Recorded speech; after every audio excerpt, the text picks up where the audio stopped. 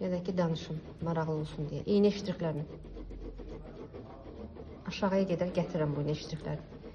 İğnə ştrixləri eləyəndə ucunun nazik itməsinə fikir verin. Aralarındakı məsafəni də çox aralı saxlamayın. Çox aralı saxlayırsınız. Aşağıya qədər gətirirəm, ta buxağına gedər. Davam edirəm, bir azca istiqamətini dəyişirəm, davam edirəm. Eyni tonda. Mənə elə gəldi ki, açıqdır. Onu tündləşdirmək üçün. Maskanın xəttini çəkmişsiniz, ha. O xətti keçirirsiniz və itirirsiniz. Bax, qabları ştrixləmək ona görə vacibdir ki, natürmort çəkmək. Biz orada da quranda bəzən deyirik, orta xətti keçirik, sonra iğnə ştrixlər ucu itir. Bax, indi də mən qeyd elədim, maskaya çatanda itir.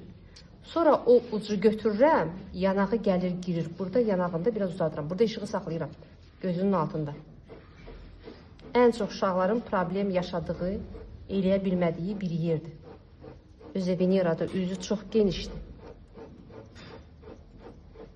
Ştrixlər necə ştrixlərdir? Var iğnə ştrixlər, götürürük, çıxırıq. Var gedib qaydan ştrixləri, var hər iki tərəfdən iğnə olan ştrixlər. Ondan istifadə edirsiniz. Karandaş yuxarıdan gəlir, toxunur, qalxır.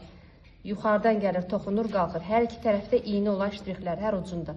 Buradakı yanağa keçiddə o ştrixlərdən istifadə edirsiniz ki, birdən-birə burada itməsin. Bax, gəlirəm.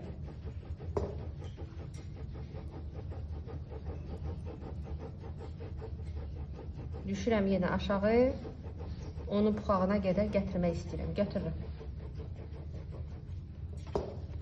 Biraz da ucunu əyirəm, çünki onu buruna keçirmək istəyirəm, amma tonunu yüngül saxlayıram.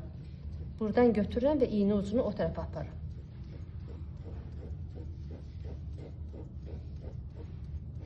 Birdən qaldı, biraz da götürürəm onu, yumuşaq-yumuşaq davam edirəm. Yenə hər iki tərəfdən iğnə ştrixlərlə